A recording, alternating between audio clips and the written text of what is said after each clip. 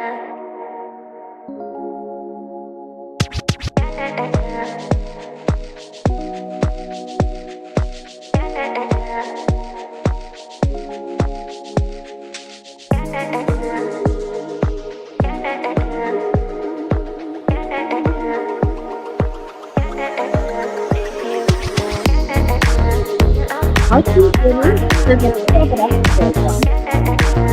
I'm going to turn off my spaces here for a second. Let's see.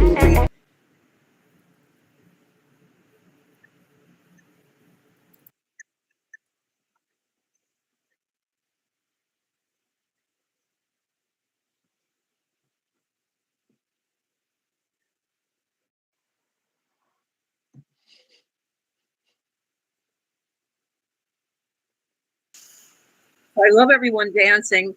If you see the giant disco ball in the room here, that was a gift from the Audacity Metaverse. They are just awesome. I want to thank Stephanie and Nathania for that's Team Audacity for setting up the whole space today. And so, Leah, if you want to come up and the crowd, if you can just back up a little bit and settle down, because Leah's gonna. It's like everybody. Yeah, it's great. Thank you so much. I welcome all of you. So I know we're getting an echo on Twitter Spaces. I'm trying with my mic to see if this is possible, but I think it's a little bit better right now. We'll see if that echo comes back. And I don't know. Let's see. Let's start. Let's introduce on the Metaverse, and then maybe we'll see if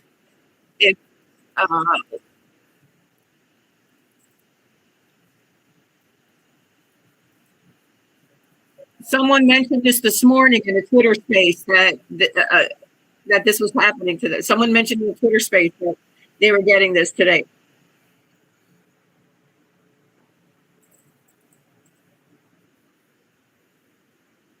Oh, it's great to see you, Leah. Nadia, I see Imam Tamor. I see you in the Twitter space. Why don't you come on up? Hi, hello. I'm having quite a huge echo on my side, so I was just taking a while to regroup. How are you doing, Peg? Oh, I'm doing fantastic. How about yourself, Leah? Yeah, I'm good, thanks. I'm really, really good. This is so exciting, and I am a fan a long time, and I asked Leah quite a while ago if she would come and do the space, a Twitter space with me on a different show that I had, and it just that the times didn't work out. Especially I was on a show previously where the other co-host was in Australia. So I just love that we're global. Okay, we have everyone here. My co-host is the mompreneur, and I don't know. I don't see. Is that you? I can't see because the I love all this technology, but we're just getting. Hi. Yes, this is my Peg. Hi, Leah. Hi. Oh, hello. How are you doing? You have an amazing avatar, by the way. I figured out quickly how to pick one. It's so fun. She's brilliant. Okay, she's brilliant, and so she has to be in the Audacity Metaverse. Everybody needs to be here. I'm so excited that they were able to host this, and that we could have Leah on today and do all of this in some by telling you, I'm going to let Leah, tell you about herself. So I'm going to introduce myself, and then I'm going to let the mompreneur tell you about herself, and then we'll let Leah, give us everything that she'd like to know right now. And then we have some excellent questions and things to ask. We also have a PO-app today. Okay, I mean, this is like a coveted PO-app. I've had people DMing me Okay, like they're like, I can't get there. I'm working, but I need that POAP.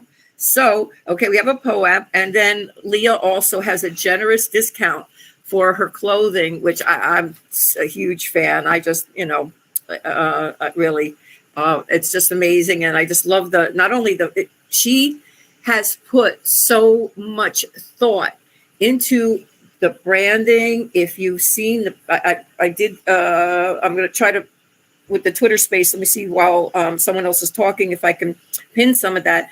But if you saw her merchandising and packaging, and that everything is it's stunning. Okay, and then her fashions and so on. But that's not everything that she is. Okay, today on her Instagram, and I'm looking. She said, "Oh, and by the way, I made a haiku for my Malika drop." I'm like, what? She has so many layers to her. So my name is Peg Moore, and I'm a Web3 educator. Okay, I try to help people use, get practical skills for Web3 and social media. I specialize in adults 50 to 70, and I've been teaching adults over 45 since I was that age. And for about 20 years now and more. I've had many tech businesses and things. I'm a former professional dancer, 45 years in New York City. And so I'm really happy that you're able to come. And I'm going to give the mic over to Nadia now. And I welcome you, the mompreneur.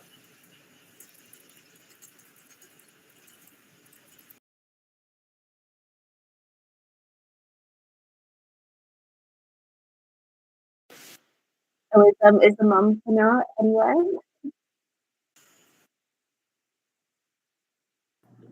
Sorry, I had some troubles to leave the full screen and I know that happens, right?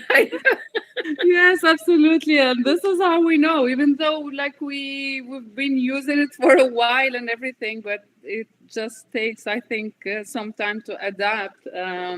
But I love that we're doing it. This is the future of social media. This is how people will be meeting and doing things online in the future. So welcome everyone, especially Peg for hosting this amazing event with Audacity, and thank you, Leah, for the opportunity. So a little bit about me. I've been in the Web3, which is a refuge for me that I found after a corporate job for 10 years, and that ended with the Corona. And I got married, had a baby. Let me just.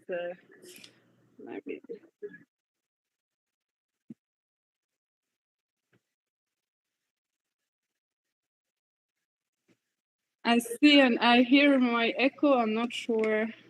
Anyways, so as soon as I found the Web3 NFTs, the world of crypto, the AI, the metaverse, the mission that clicked right away in my mind is just to explain this concept and help other women, especially through Mentorverse, the community that I founded, especially for women with no tech background, to especially enjoy these tools.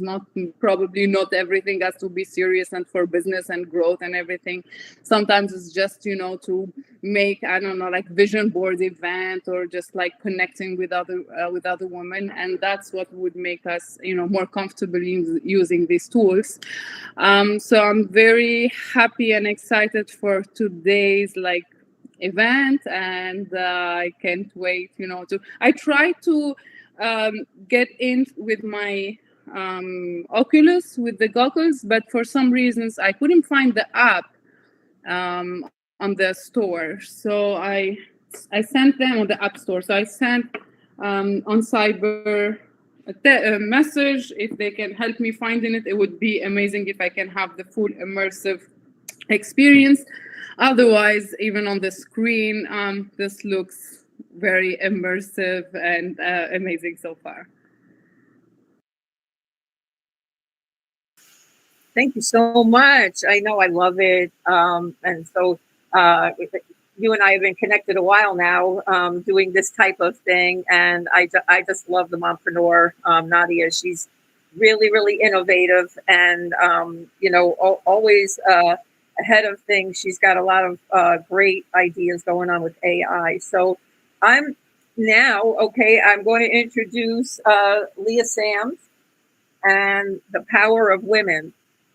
So Leah Sams is the artist and founder, and she of the Power of Women, and she's based in London. She has bold, striking work, and that's how she describes herself. And I would say that it's really stunning. I love her fashions. If you, like I said, everything is so well thought out. I just loved the chip. Okay, she could tell you more about that.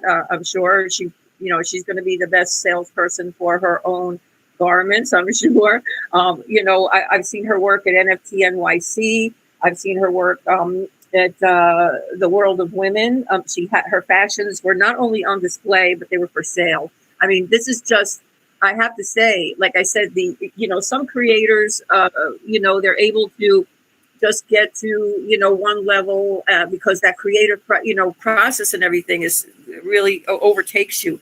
But Leah has been able to, get her products out there, her fashions out there, and then get them into, some of the greatest spaces. So Leah, I want to welcome you, and everybody, we're going to give you some applause here. We don't have I don't have a virtual thing. I'm going to work that out. But I'm so excited that you're here. Tell us all about yourself. Oh, thank you for the warm welcome, Peg. I think Peg sort of introduced me quite well. I'm Leah. I'm the artist and founder of Power of Women. I entered this space about 3 years ago. And I was just coming in as a digital illustrator, not really understanding that technology, but was so blown away by the sort of revolution that sort of art and tech and community brought to sort of what an artist's life could be. And so I've been here building Power of Women. At first, I think people started treating me like a project because my handle was Power of Women Art rather than sort of Leah Sams. And so I was like, sure, I am a project. And my husband and I, Jack and I, we've been working, building Power of Women as an art brand, and recently launched our fashion collection, which each of them is has an NFC chip, and the digital experience is powered by IYK. And each garment is minted on the Polygon blockchain, which is really, really cool. So if you buy a garment, you can tap your phone on the chip and essentially claim the digital twin of your garment, which is really, really cool. My fashion collection is sort of a capsule collection of really bold, striking, statement print sort of unisex shirts, and tiered mini dresses and wrap dresses and silk scarves. And I'm super proud of this collection. I'm super proud that I've sort of delved into another sort of type of art, a type of wearable art, I guess. I'm super excited to be here as well. Thanks for having me, Peg and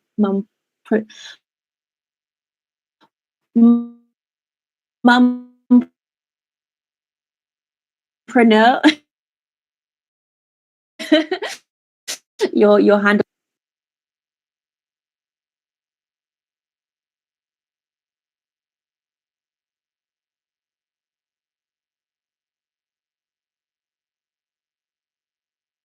Back here, so many devices. I just love this stuff. This is like, you guys, I'm like a child with all of this technology and everything. This is so much fun.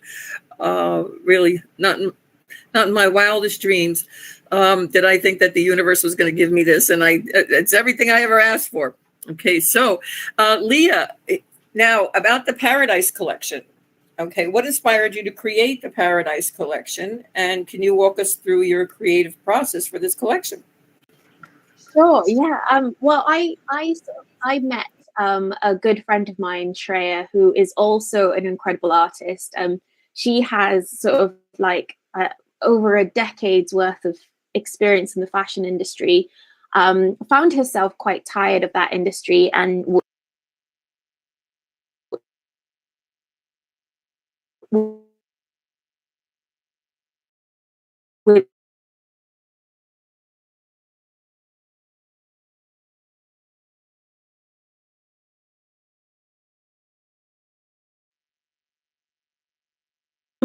and it's been an amazing process since then. So about a year and a half ago, I said to her, well, yes, I'm ready now. What can we do? She basically said, well, let's do it. Let's create samples. Let's create patterns. Let's get samples printed. Let's try out our fabric. Let's figure out silhouettes. And it's been a really educational process for me, because she's literally held my hand through the whole process. And that's been really, really amazing. And, it's like any other project. You figure out what your budget is, you work out what it is that you can afford to do, making sure that you have enough variety within this, within your collection. So it's really important for me to have at least 3 prints. It was important to me to have a unisex shirt so that it's not exclusively a woman's line. It was important to me that there was also accessible pieces. So the silk scarves are the cheapest garments or products within the collection, and they're only £25 each. So it was really important for me to have a variety, for it to be colorful, for it to be vibrant, and for it to be something that I would wear. And then halfway sort of through the process, Jack was saying to me, like, well, we need to sort of get this chipped. And we were looking at different companies who were able to, provide the sort of digital experience. And we were honestly blown away by IYK. We went to NFT NYC recently and just saw the display that they had with G Money's collection. And I can't remember what it was on the top of my head, but G Money had an amazing fashion collection that he launched, all chipped with NFC chips powered by IYK. And honestly, it was so seamless. And so we got in touch with IYK, managed to get some chips. And honestly, like, curating the digital experience has been super, super easy and super fun to do. And it's just another layer of engagement. And, a lot of the garments my mum have bought, my family and friends have bought, and they're not really the kind of people who know much about blockchain technology. And so they might not be, they might not tap on the NFC chip. But, after a while, after I've pestered for a while, I'm sure she will. But the fact that, you can claim the certificate of authenticity in the form of a digital twin, I think is just so amazing and so, so inspiring. And I thought, if we are going to be doing something completely different to what we have done previously, which, has been a lot of art drops and a lot of digital art, it was just a really nice way to nod back at our Web3 sort of history. So yeah, it's been a really amazing sort of experience to build that, and I'm really, really proud.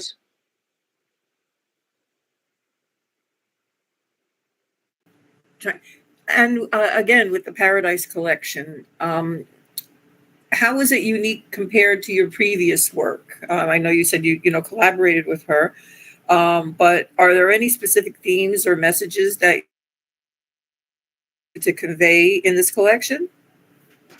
No, do you know what? I think it's just all about fun. Like, for me, it was really important to me when I started my art career. I started wearing clothes that made me feel happy and powerful. So it was really, really, really lovely that I could create, garments that made people feel happy and, colorful and proud. And it's been really nice. The reviews that we've had are that people are responding, really love, like, they're saying that they're getting loads of compliments, which is the whole point. It's about being seen, and that, that was the sort of important aspect. And it just so happened that while we were creating prints and I was creating these samples, that some of the best samples were the ones that were all floral. And so, yeah, it sort of turned out to be a sort of very jungly very floral sort of aesthetic to all of the prints and all of the garments. And so it sort of felt right to be called the Paradise Collection.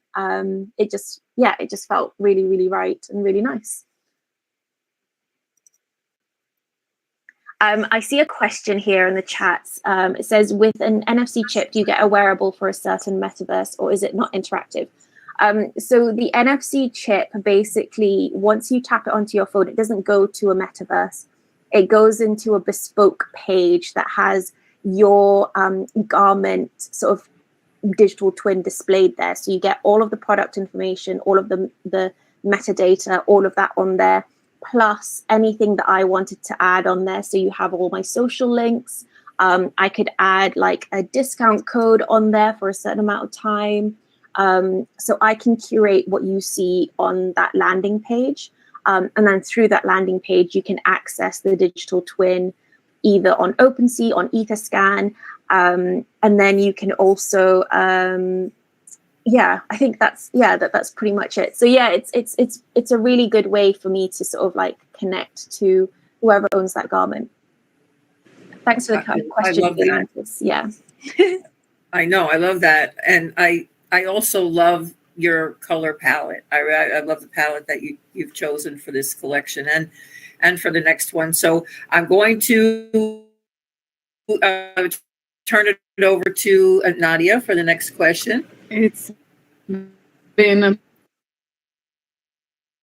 pleasure listening to. So lucky to be able to ask you some questions, because as I was looking, I was already thinking, like I was having questions about one of the things is your relationship with the technology. I know you mentioned, and through a few words that you mentioned, it shows that you're having a good relationship with it. So would love to hear how it started, how you felt when first finding yourself in this world, and how did that relationship evolve, and what would be your advice for an artist who's totally new to this? I just love how you're taking your art and all what you're doing to another level through the technology. So would love to hear. I know it also might not be all easy. So yeah, what's your story about that? Would love to hear it. Yeah, it's a good question. Well, several questions actually in there. So when I entered this space, I actually didn't know much about the technology, what NFT was, what blockchain technology was. Actually, when I shifted careers, my husband shifted careers as well. We were both in theatre. And then during the pandemic, everything slowed down for him. I lost all my work overnight. And then through sort of like trying to stay creative, I found digital illustration. And honestly, it's been like such a life-changing moment finding art in the form of digital art, and just, crafting art, like, all of that stuff I love. And, for me, it was the first time I felt like I was truly in control over my creative process. And what happened was, when my husband became a firefighter, he got put into a crew that were obsessed with NFTs and crypto. And so they just kept on talking about NFTs and crypto. And so then he decided, well, I need to know a little bit more about NFTs and crypto if I'm going to keep up with the banter.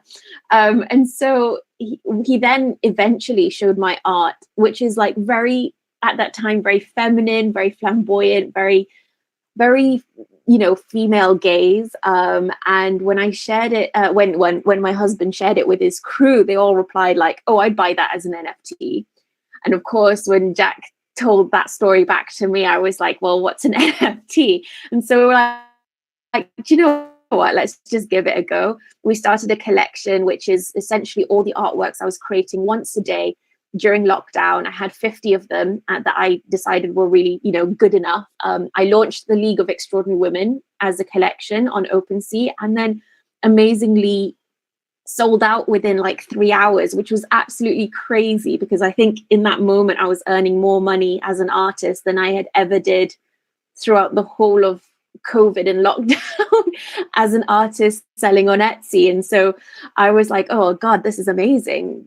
We need to learn a little bit more. And so it was through that process that we were learning more about what NFTs were, what the technology was, why there was such a community building, cultivated around this technology. And I thought, wow, what an amazing space to be. At that time, there was like this rise of like women, female projects. We had World of Women, we had Boss Beauties, Women in Weapons. And, we had loads of these female projects. And I think people saw Power of Women as another female project that they could get behind. Lo and behold, it was actually just me and Jack trying to just be trying to just support each other, trying to be an artist. But what happened was that actually there was such a beautiful community that was built through, the fact that you can connect to every collector who's collected your artwork, know who they are, interact with them, that I suddenly decided that our artwork was going to be about the stories that they were telling me. So I was trying to pick up, trying to ask my community for, asking them about about their stories. And I was finding these beautiful stories about motherhood, about the challenges of life, about, loads of different things. And I was creating artworks about them and then selling them back to the community. And it was such a beautiful cycle that, Power of Women suddenly became this platform to empower underrepresented stories and have created art specifically for people who always felt that in some way they were marginalized. So it was such a beautiful, journey into Web3, such a wholesome journey into Web3. And it's been really great. It's been really manic during the bull market. And then it slowed down really, quite nicely during the bear market. And, to be honest, it's just like any other artist. I'm just trying to keep going, trying to keep sustaining yourself in this space is really difficult, especially during a bear market. And I think you'd find that with builders, you'd find that with entrepreneurs, you'd find that with artists. And, it's just been a process of trying to, keep doing the things that you want to do and find a way to do it and find a community that sort of still resonates you, even after 3 years of being in the space. So yeah, it's been a heck of a journey. I think like my biggest advice is, one thing that I heard about the music industry. There was something about Chaplain Rowan, who has an amazing song in the charts at the moment. Someone said about her, it takes 10 years to be an overnight success. So my biggest sort of like advice would be that like there could be an opportunity that just changes your life forever, but it might take you 10 years to get there or to find that opportunity. So it is really important to persevere and be consistent and find a way to do that works for your life. I think that would be my biggest advice. So yeah, I hope that resonates with a couple of artists. That sounds amazing, very creative, and I love how it's community centered, which is, I think, the secret to thrive in this era. So thank you so much for sharing that. I hope it helps someone new to get a perspective from someone who's thriving. My second question is, did you have at some point to adjust your art besides the fact that you were serving the community? And I love that idea. But besides that, did you have to adjust your art and your craft like outside of the tech because of to serve the tech? I hope my question is clear. Yeah, no, it's interesting. My art has certainly changed massively. I mean, when I entered the space, I was pretty green in terms of my experience working as a digital artist. So I think when you look back at my earlier collections, you'll see a very natural sort of progression. There's a lot more detail. Everything's a lot more simplistic, which, it doesn't say it's worse. It's still very, very beautiful. It's just very different. But still the style is still there. I think the fact that, being a digital artist was really easy in this space because this was a revolution for digital artists to be able to be paid fairly for their work, to be able to sell one-of-ones, because previous to Web3, digital artists couldn't sell their art as one-of-ones. It just wasn't possible, because everyone would be like, well, if I can right click and say, well, why not? Why should I pay for this? So the fact that, blockchain technology has provided digital artists as a way to create a certificate of authenticity, to say that this is a one-of-one, or this is a one of 25, this is an open edition, I think it has really empowered digital artists. And so I think my style and my medium naturally lends itself towards Web3. I think that, during, the sort of burnout of the bull market, I think, which everyone to some level has experienced, especially if they were on Twitter like all the time, I did need to sort of explore other forms of art. And I also, I teach a couple of local kids in my area. I do art tuition. I was an art facilitator before I was,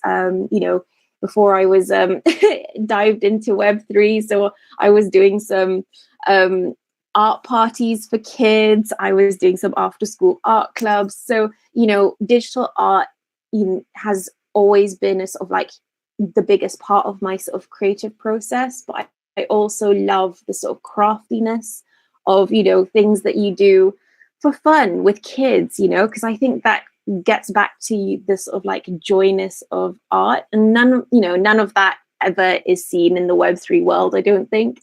But I still love that. I mean, previous to this, working in theatre, I was working on costume on set. So I was making costumes for the circus. I was doing like mad things. And I just love any form of sort of creativeness, because I think you work really hard on something, and then when you see the outcome, there's no bigger sort of high, I think, than when that happens. So yeah, I think the digital art will always be there, but I think, my sort of like downtime is always other things. So, things like paper mache, or like painting, or I don't know, making clothes. I really want to make, like, actually sew my own clothes. That's another thing that I'd love to do. But yeah, no, it's been an interesting journey. And I think if you look at my digital art style, I think you can see a progression in itself. But yeah, I'm super excited for the other stuff too. I love to craft.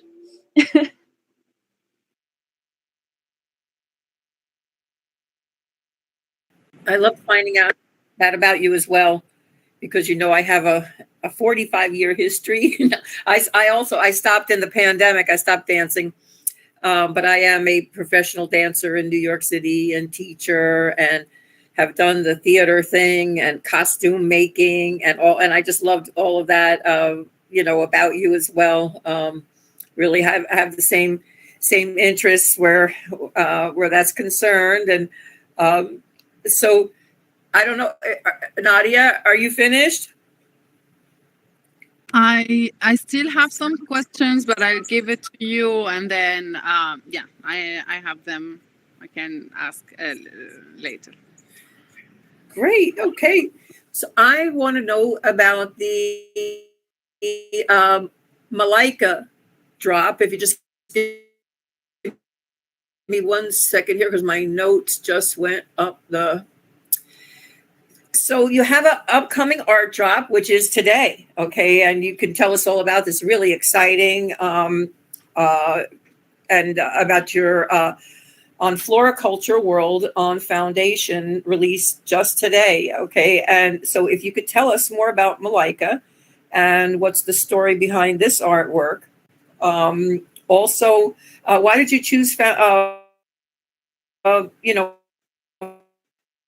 Foundation? Would love to talk about Malika. Actually, Wildy in here, Wildy Martinez, also known as Wildflowers, she's also part of this Floriculture Foundation world. And it's been really great. So a good friend of ours, Jack Pittry, has decided to create this Floriculture Foundation world, create all this sort of like bringing together all of these artists, creating works sort of around flowers, flora, and it was really, really lovely to be invited. And he has curated some amazing, amazing artists. And every month there is a group of artists releasing artworks. And honestly, if Jack asked me anything, I would do just about anything for him. He's so, so lovely. He's an amazing artist in himself, and he's also a graphic designer.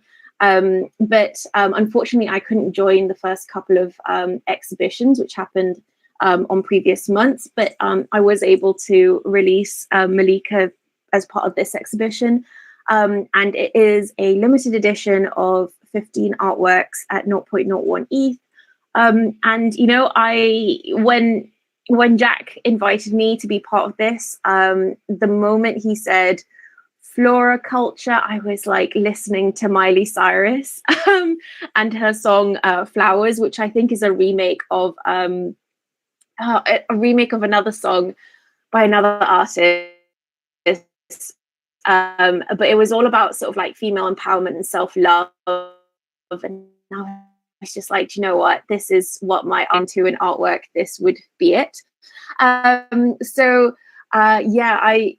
created Malika as a sort of like ode to, I don't know, like a love letter to yourself, I think.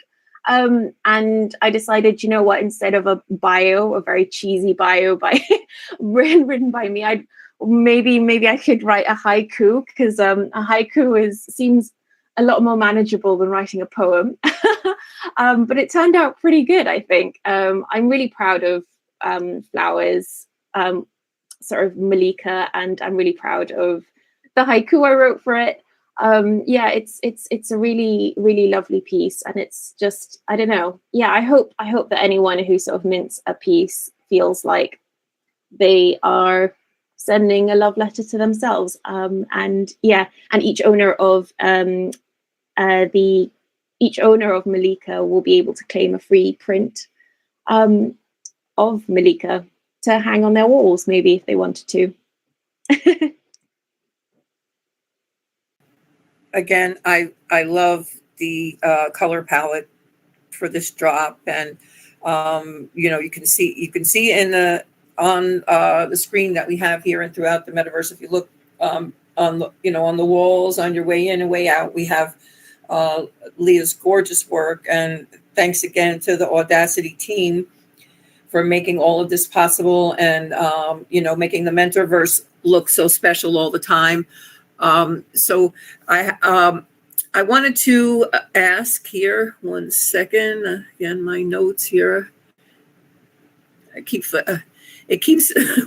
keeps flipping back to the top. Okay. So I wanted to know again about Malika. Now, with this, as you said, the limited edition artwork that you're going to drop, are there any other special features or utilities, or do you have anything planned like that for Malika?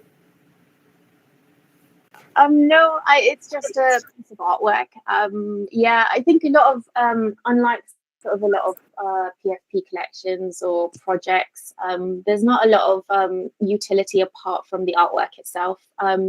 It's been for a long time now. A lot of my artwork has had some utility attached to it, but I think I've sort of like honed into sort of my artistic side, and I feel like the art in itself is its utility. And I think I'm an artist of I've only got a certain amount of hours in a day, and I think it's all about trying to present what you can reasonably achieve. And I think I work really hard on these artworks, and I hope they bring you a little bit of joy when you see them, if you collect them. And I think the stories in themselves are is its own value. Sorry, my tense is really terrible. It's 8 p.m. here, so my language deteriorates the later it gets in the evening.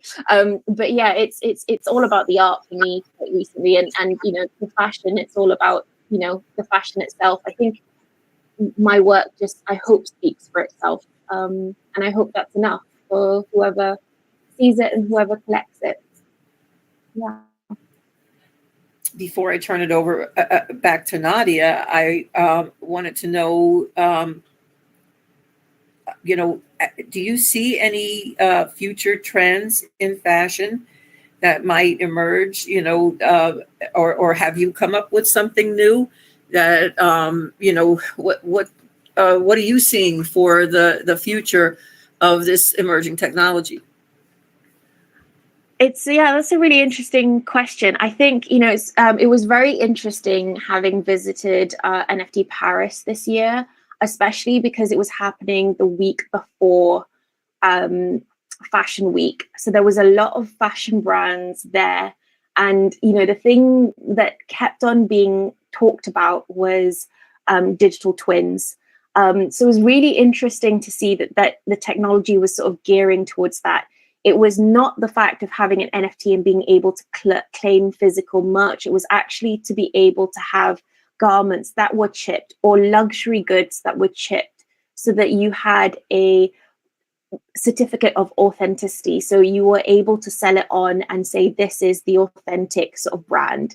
I think that was a very interesting thing to come out of it.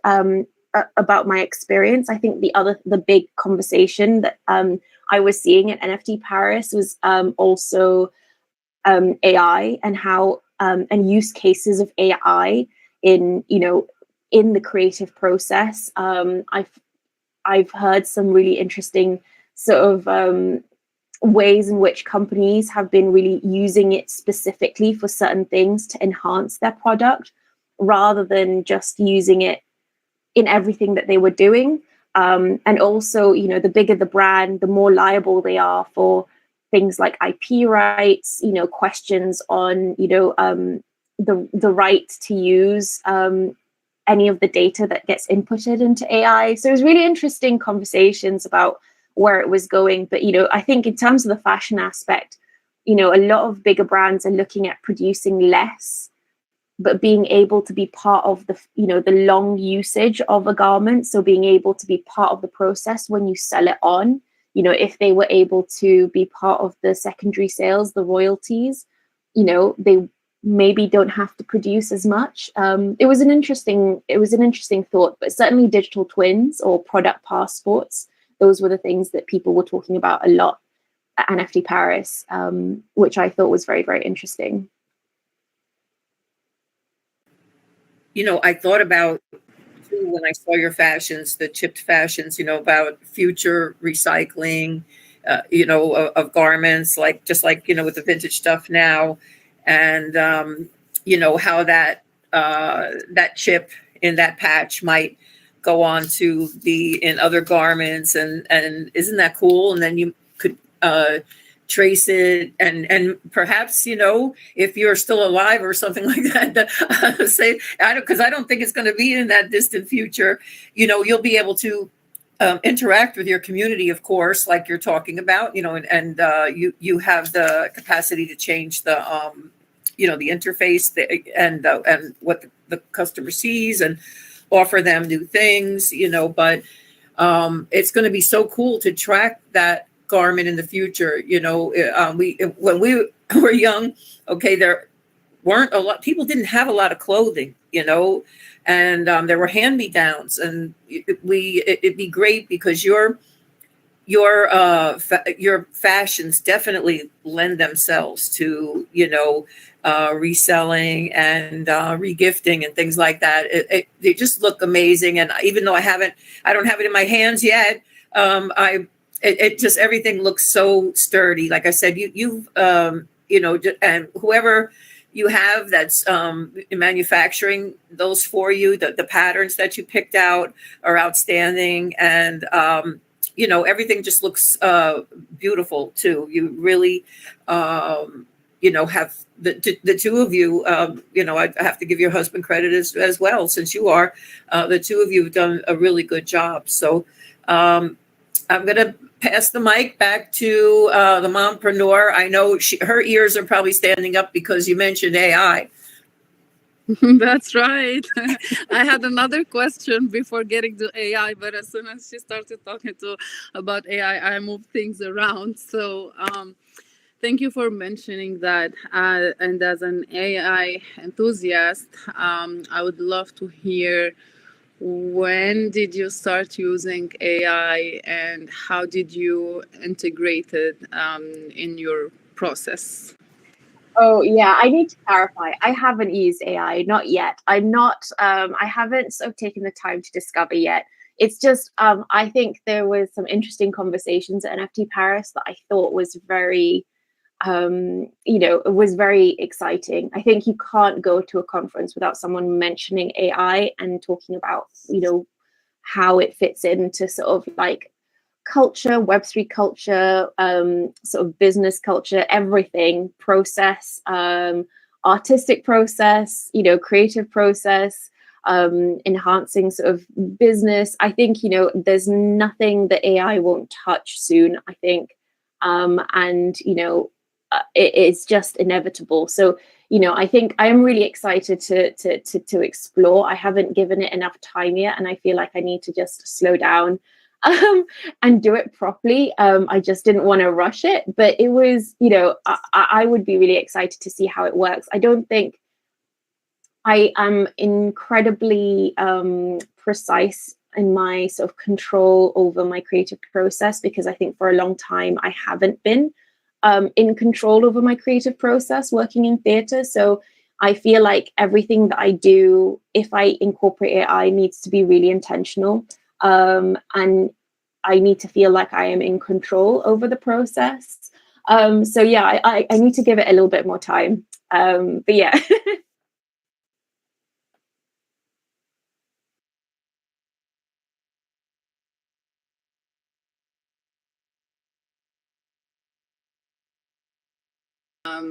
Has its own. My other question would be about something that really, when I was looking at your artwork, your shop, your website, has really made a big impression on me, which is the inclusivity in your art for women of colors and covered women. I really love that. I know we have we've been seeing it with other bigger collection, but you as an individual, we should give you a lot of respect, for considering that and making that happen. Would love to know, because I know it is not easy as an individual to think of all those things. Of course, I was happy to help. I made a derivative. What inspired? It's been very, very interesting. I think when I was in lockdown and I discovered illustration, I mean, I remember drawing women in fashionable clothes with little cat ears and a cat tail when I was like 5 or 6. I've been drawing for like forever, and so what really is sort of became an issue for me was that I am half Malay, half English. I may not look it, but my mum and my mum's side of the family is as Malay as you can get it. They are, they don't look like me, and it was really movement became so prevalent. Are we being loud enough, and are we doing enough to combat our unconscious bias? And when I was looking back at all my drawings, I was seeing people that looked like me, but I was not seeing anyone that looked like a lot of subtle and not so subtle misogyny, and it was a little bit irritating. And I just thought, why is it that women are not represented well here? And then why are diverse groups not represented here? And all of the artwork was pretty much made by crypto bros who were called Brad, made 4 crypto bros that were called Brad. And, it was just like, well, this is not where I want to, this is not the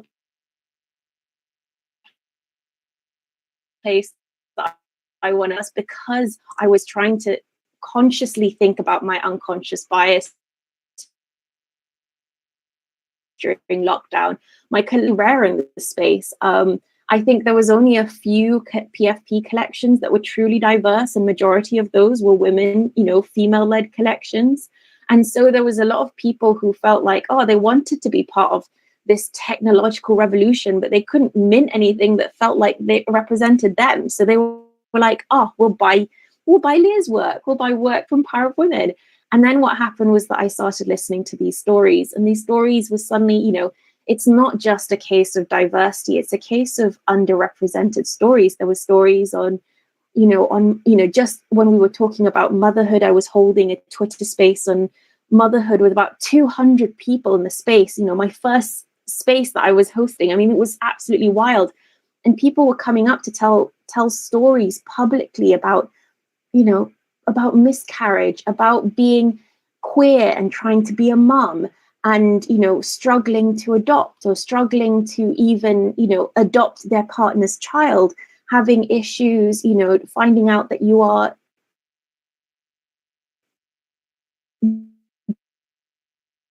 disabled.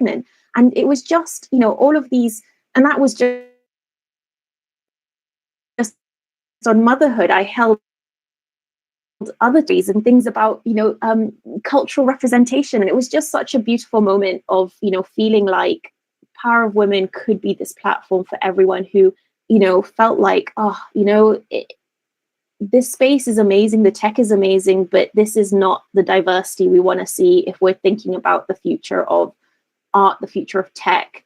And so for a while, especially during the bull market, I was creating artworks. Women of the Mentorverse was all about stories inspired by the community, all to do with, LGBTIQ plus, diverse representation in terms of, cultural heritage, in terms of motherhood, in terms of all sorts of topics. And, it's been really, really great. And, a lot of the community, a lot of, my community members are sort of maybe the most diverse sort of community members in, I would say, in the Web3 space. And because that was the case, a lot of people sort of left because they just couldn't afford to spend the time or the money to stay in the space. And that was absolutely fine. So, I transitioned into artwork that was still diverse representation, but probably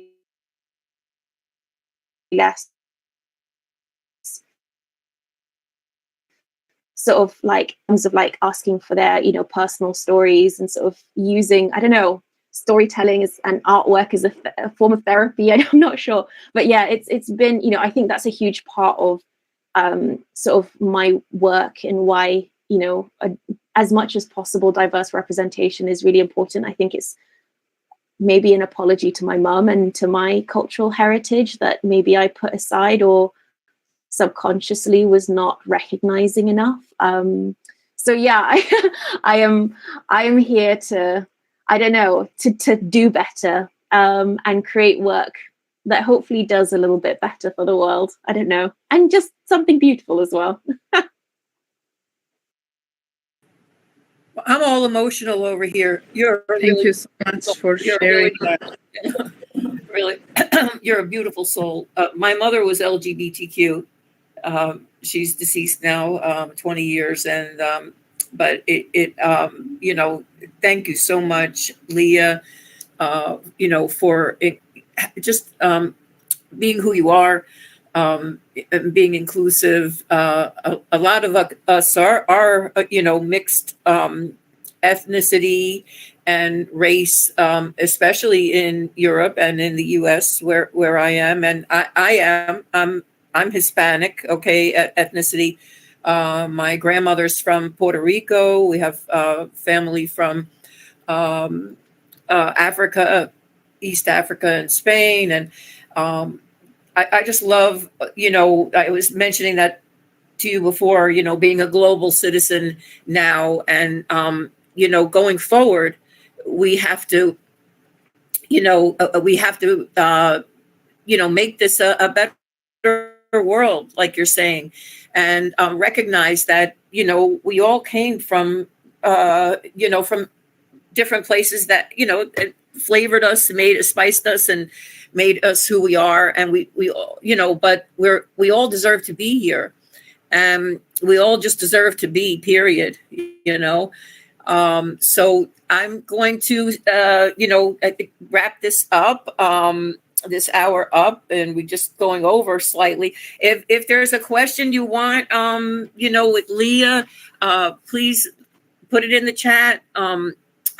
I hope you'll come back again, Leah, after you, as your work progresses, and, love to have you come back here. And it just was a pleasure. Like I said, you got me really emotional with that last stuff. You really are beautiful. So I wanted to remind everybody that we have a POAP. And so would you like to if you want to get your POAP app out? And Leah, if you give us the code. I've actually been DMing everyone. Hopefully I'm great with your individual link, so you'll be able to look at this. So it does look like a random text, but I just have been trying to multitask. Not very but yeah, if you haven't received a DM from me, just DM me and I'll send you an individual sort of POAP mint link. So yeah, please do that. And it's been an absolute Sorry, I was going to mention one other thing. Your 10% off offer for your fashions. Okay, if you could tell everybody where to go, on your page, and the code. I don't know how long you'll leave that active, Leah, but the code for today, okay, for 10% off of Leah's Fashions is PEG, PEG. Yes, I'm typing it out now. There we go. And and PEG as a 10% discount code is available for you to use for a month long. I think it's a month long, on my website, which I've just posted in the chats. And it's just a little thank you for having me. And I hope that if you do decide to collect anything, buy any garments, that you use the discount code for sure, and it brings you a lot of joy. So yeah, I think that was it. I know it will. Okay, I know. Like I said, these garments are really stunning, and I could just see them going on for generations. They really are beautiful fashions. Yeah. Maria says, I want one. I know you do. You definitely do. Thanks again, Leah, and thanks to my co-host, Nadia the Mompreneur. We're going to be back with another show like this one in the Metaverse. We have long necky ladies, Nyla Hayes. Okay, so I hope you'll all come back. I've just recently been asked to be an ambassador for Nyla. She's put together a community. I've been with her a while. She's gifted me a couple of long necky ladies, and she's also gifted me an IP. Okay, where it's a dinosaur with an afro. She's a nurse, has little Crocs and a stethoscope on that I can use for my adult community. It's going to be a lot of fun. And my son got a big laugh out of it. He said, "Oh yeah, they're your community. They're dinosaurs." I said, "Yeah."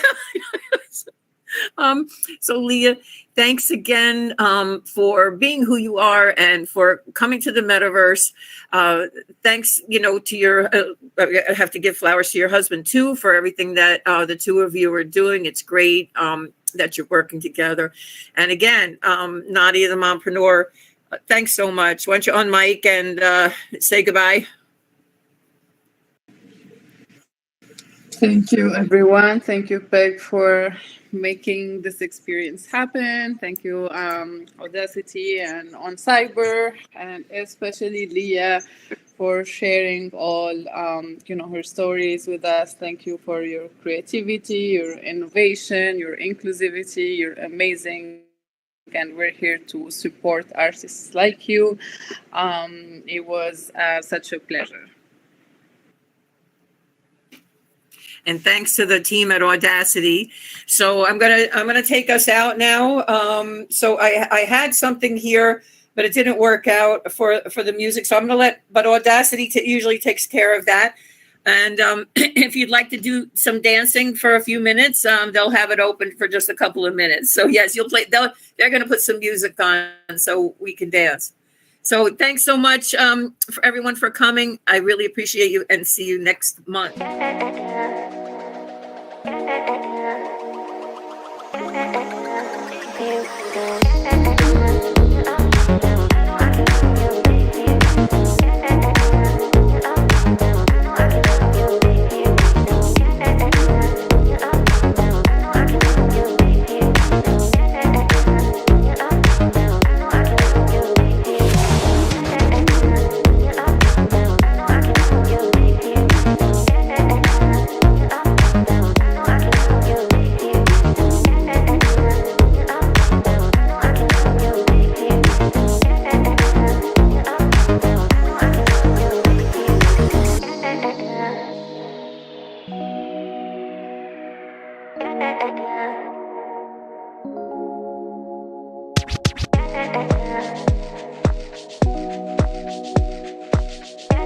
Yeah.